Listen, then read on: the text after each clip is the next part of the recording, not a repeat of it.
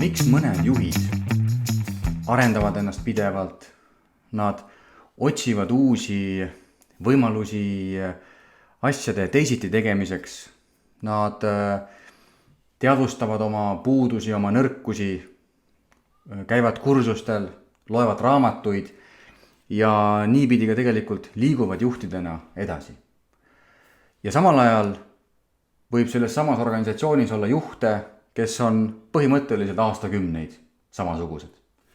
Nii nagu nad 19 aastat tagasi juhiks said, nii võivad nad ka täna 19 aastat hiljem olla põhimõtteliselt samasugune isik, samasugune juht, samasuguste tulemustega. Tõenäoliselt kõige muu hulgas on üheks põhjuseks ka teadlaste poolt välja pakutud erinevad sellised õppimise tasandid.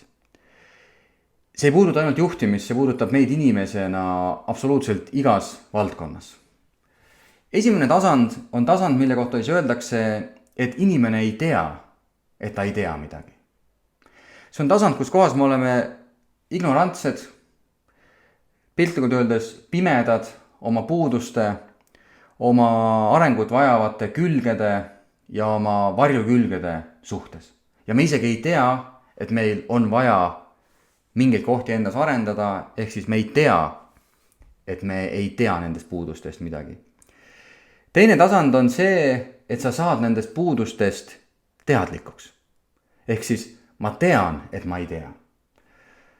Sa hakkad avastama, et võrreldes kellegagi, näiteks sul on mingisugused puudujäägid teadmistes, vajakajäämised oskustes, ja sa hakkad märkama, et vau, et ma seni arvasin kogu aeg, et ma olen nagu üsna täiuslik. Ja nüüd ma saan teada, et mul on mingisugused puudused. Ja see on selline nagu ärkamise moment.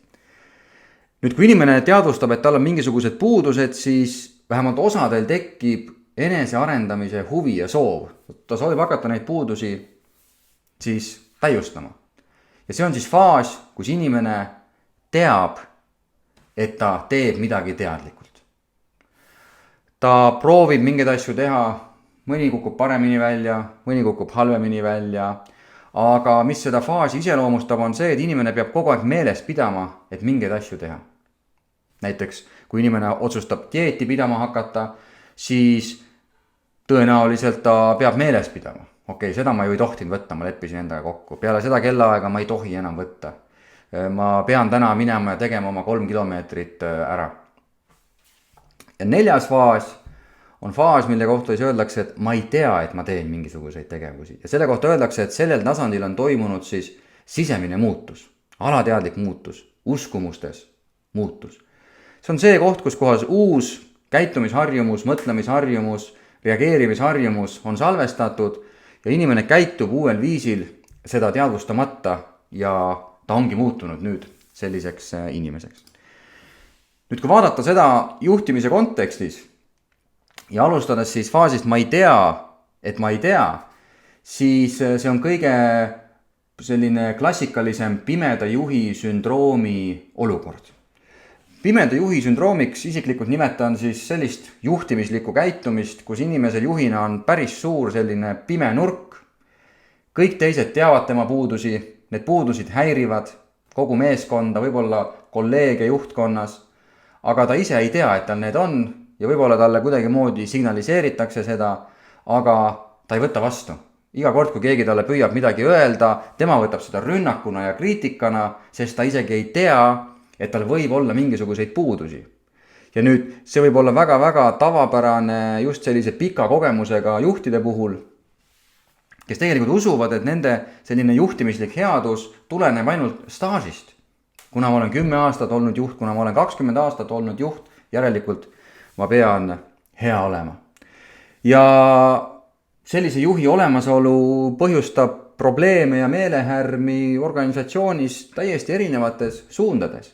Sageli selliste juhtide enda juhid on nendega rahul olematud, aga kuna tegemist on sageli selliste tugevate spetsialistidega, siis ega see tegevjuht ka ei taha otseselt temaga võib-olla konfronteeruda ja veel vähem ta tahab temast vabaneda. Mistõttu sageli siis tegevjuhid, personalijuhid otsivad abi koolitajatelt. Ehk siis, et oleks siis keegi nii-öelda kõrvaline isik, kellel ei ole nende juhtidega emotsionaalseid sidemeid, tuleks ja annaks neile delikaatselt teada, et tegelikult teil on nagu arengukohti. Et siia saab vaadata ja siia saab vaadata ja siia saab vaadata ja mis siis, et sa oled 20 aastat juht olnud. Ikkagi, alati on meil mingisuguseid arengukohti.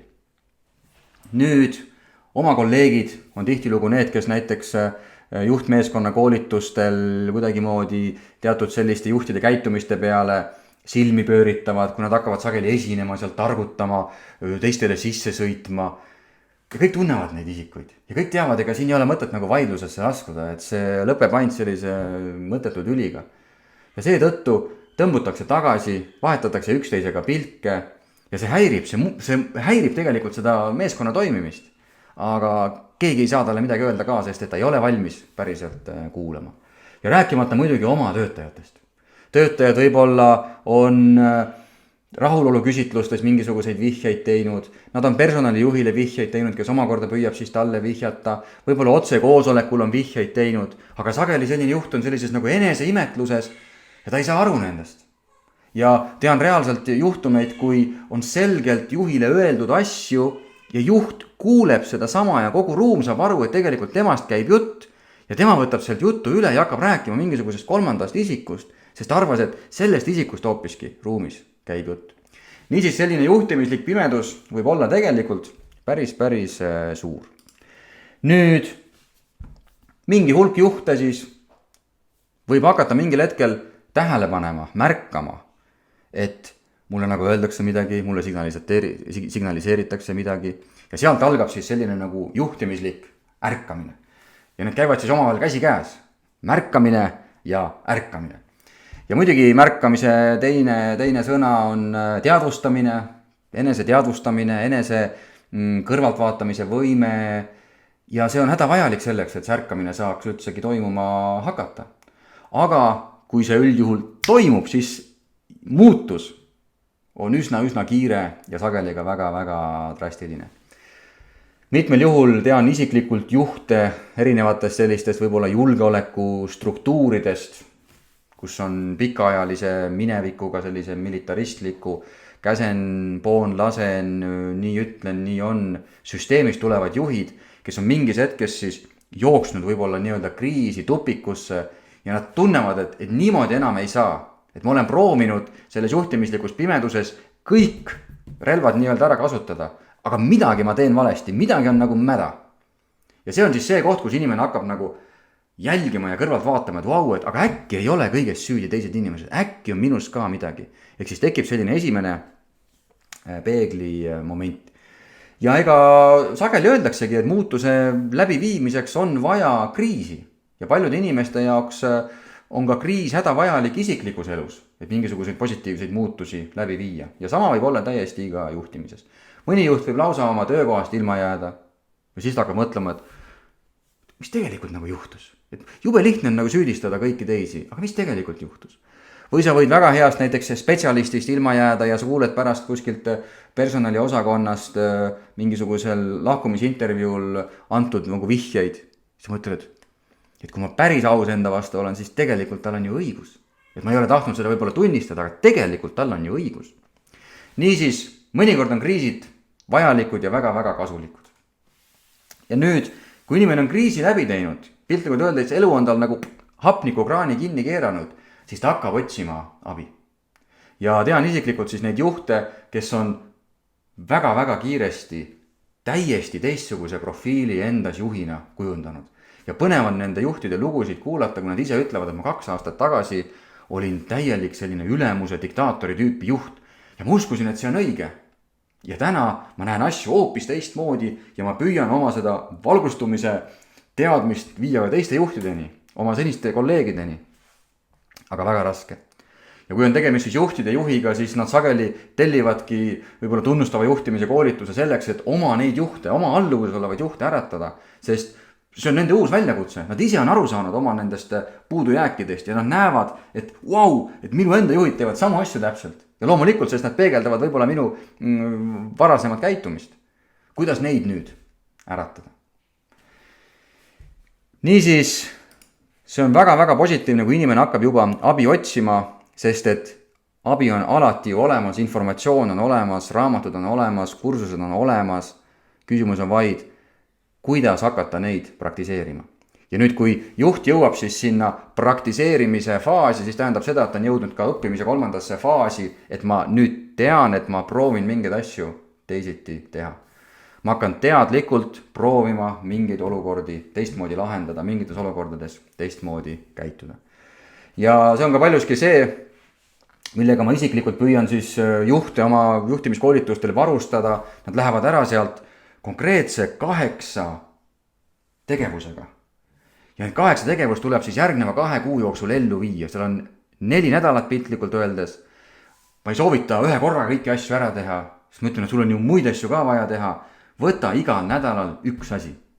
Ja see on see viis, kus juht peab ühelt poolt leidma selle aja, tahtmise ja teatud mõttes ka julguse. Sest et kui sa oled olnud, ma tean kõike juht, ja nüüd sa lähed oma meeskonna ette ja hakkad mingeid asju teistmoodi proovima, siis lisaks sellele, et sul on ebamugav, sa ju ei tea, kuidas moodi teised reageerivad. Sa pead ka sellega kuidagi moodi toime tulema. Ja seetõttu öeldaksegi, et ainult sisemiselt tõeliselt julged ja tugevad juhid suudavad selle muutuse läbi viia. Ja see ongi katse-eksitusmeetod. Ega need instrumendid, millega mina neid varustan, ega need ei ole ainuõiged, need ei ole ainukesed. See on üks viis, aga see on töötav viis. Ja kui nad vähemalt need 8 asja ära teevad, siis ma olen omalt poolt andnud neile garantii, et sa näed muutust. Aga kui sa isegi ei proovi, kui sa lähed siit koolitsuselt ära ja lihtsalt, ma sain mingeid uusi teadmisi, seda ma juba kuulsin tegelikult seal 95. aastal, see oli selle mingisugune variatsioon, ma tean seda kõike, no ei, ma ei hakka proovima. Ja juht on põmdi tagasi tegelikult eelmisel tasemel.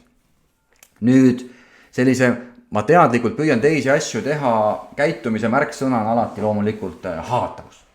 Sest sa muudad ennast haavatavaks, sa ei tea ju, kuidas moodi teine osapool reageerib, sa mõnes mõttes võtad kilbi eest ära ja ütled, et ma proovin siin mingeid asju teha, ma ei tea päris täpselt, kuidas see välja kukub, andke mulle andeks, kui ma kuidagi nagu kohmakalt välja kukun. Aga fakt on see, et me inimestena hindame ausaid, ehedaid, autentseid inimesi ja kui juht julgeb oma sellise eheduse välja tuua ja öelda, et teate, ma olen aru saanud, et ma ei ole võib-olla kõige parem juht olnud, ma ei ole mingeid asju nagu osanud võib-olla teha, aga ma tahaksin neid tulevikus teha. Ja kui ma algul need ei oska päris ideaalselt teha, las olla, aga ma proovin, sest mul on head kavatsused. Siis selle asemel, mida juhid kardavad, et teda naerdakse välja, tegelikult inimesed teevad nagu laual niimoodi plaksutavad, mõtlevad, vau, julgus, tahtmine. Ja läbi selliste katse-eksitusmeetodite võibki juht siis jõuda, ütleks siis nagu juhtimise 3. tasandile, mida võiks nimetada juhtimine 3.0, kus siis juht saab väga hästi aru, et selline ülemuse tüüpi lähenemine ei tööta ja ta hakkab siis proovima selliseid proaktiivseid inimeste keskseid juhtimislikke võtteid. Sinna alla kuuluvad loomulikult suhete arendamine, tagasisidestamine, üks-ühele kohtumised, meeskonna analüüs, meeskonna väärtuste ja kokkulepete sõnastamine, kõik need asjad, millega tegelikult sellise spetsialisti töö kõrval hea juht ja liider võiks tegeleda. Ja läbi selle, kuidas ta hakkab neid pisiasju tegelikult proovima teha, ta liigub 4. tasemele, mida siis võib nimetada, et ma isegi ei tea, et ma mingisuguseid asju teen. Ja ka kohtuniku harjutus, mida me tunnustava juhtimise koolitusel teeme, seda on väga põnev vaadata, kui näiteks juhid tulevad pool aastat, aasta hiljem mingile järelkohtumisele ja nad teevad sama harjutuse uuesti ja nad avastavad, kuidas nendes on reaalselt muutus toimunud. Mingid asjad, mida nad võib-olla aasta aega tagasi hindasid 1 või 2, hindavad nad täna 3 või 4. Ja see on nende enda jaoks ka edu elamus. Mingi asi, mis tundus aasta aega tagasi olevat, et nagu päriselt, nagu ma pean sellisteks asjadeks ka aega leidma. Täna on see nende jaoks normaalne. Ja see näitabki seda, et nad on jõudnud tegelikult selle õppimise 4. tasandini ja selline liidri käitumine on muutunud nende jaoks normaalseks. See ei ole midagi, mida nad peavad nagu teadvustatult tegema. Ja läbi selle kahtlemata, mida rohkem juht selliseid võtteid enda igapäevatöösse integreerib, seda rohkem meeskond võtab seda positiivselt vastu ja pakub talle vastu. Mida rohkem meeskond näeb, et juht pingutab lisaks tema jaoks oluliste tulemuste nimel, ka meie nimel, siis me pingutame talle vastu ka. Ja siit hakkab tekkima siis siiras andmise ja saamise tasakaal. Ja see omakorda viib siis sellise asjani nagu turvatunne meeskonnas, mis on teatud mõttes iga meeskonna selline lõpp, sihtpunkt. Sest et nii Google'i uuringud, erinevate instituutide uuringud on näidanud, et need meeskonnad, kus on kõrge turvatunne, need meeskonnad toimivad kõige paremini. Ja lõppkokkuvõttes juht on see, kes oma käitumisega, oma suhestumisega meeskonda selle turvatunde siis suudab luua ja tagab sellega ka selle meeskonna kõige optimaalsema ja tõhusama toimimise. Ja nüüd mõned sellised konkreetsed soovitused. Esimene asi, hakka endalt küsima, kuidas ma saan olla kindel, et ma olen juba väga hea. Kuidas ma saan olla kindel, et ma ei peaks muutuma? Miks ma olen kindel, et mul ei ole mingisuguseid koolitusi vaja näiteks? Miks ma olen kindel, et mingisuguseid raamatusi, mida ma võib-olla kuskil riiulitel näen, et ma ei pea neid lugema? Või ma loen neid? Miks ma arvan, et mingite asjade suhtes, mis tundub, et seal räägitakse, mulle tundub see esimese hooga vale, ebamugav, võõras, miks ma arvan, et see on vale? Ehk siis kõigepealt hakka nagu kahtluse alla seadma oma tänaseid uskumusi ja sa võid avastada, neid uskumusi on päris palju.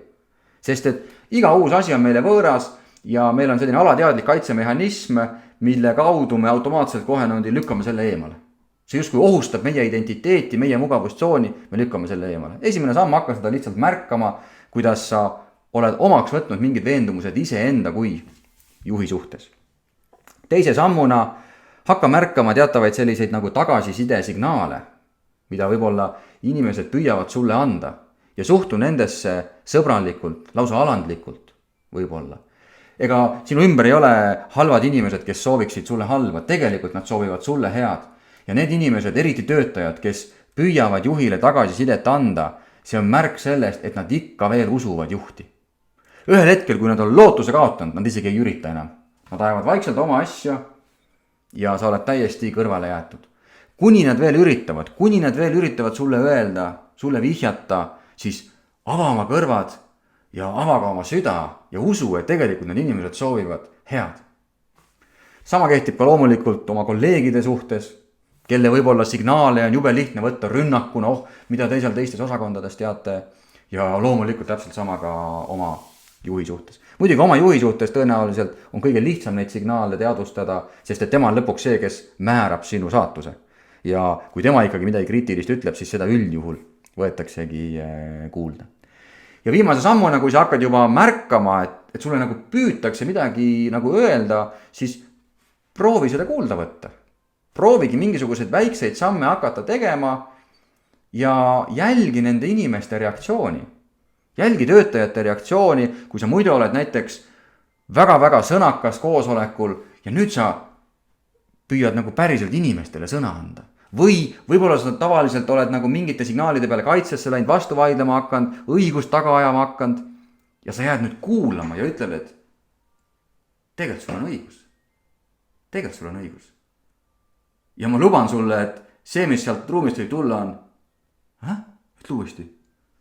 Või sa võib-olla ei ole mingisugune suurem asi tunnustaja ja sa ütled kellelegi avalikult, et kuule Maris, et see, mida sa tegelikult teisipäeval tegid, see oli super hea nagu. Mul on siiralt hea meel, et sa tegid seda. Ja sa võid näha selle Marise silmis sellist asja, et räägi veel, ära lõpeta veel. Nad janunevad selle järele. Nad janunevad tegelikult tähelepanu järele. Nad janunevad sellise juhi järele, kes on ise adekvaatne, objektiivne, kes ei oota ainult oma töötajatelt arenemist, vaid nad tegelikult tahaksid, et juht ise endasse ka suhtuks samamoodi. Ka ise vaataks peeglisse, ka ise tunnistaks oma arengukohti ja ka ise oleks valmis õppima. Kui sa tundsid, et mingi teema siin kõnetas, sul on midagi lisada, siis kahtlemata ootan su kommentaare. Kui sa ei olnud millegagi nõus, ootan samuti kommentaare. Kui sul on mõni lisaküsimus, sa sooviksid, et ma käsitleksin mingit teemat siin videoblogis, mine motivaator.ee, murd küsimused lehele, saada oma küsimus anonüümselt. Ja kui sa soovid oma juhtidele seda 4-tasandilist teekonda pakkuda, siis saada mulle koolituspäring ja ma usun, et meil õnnestub väga viljakat koostööd teha. Aitäh sulle ja tšau!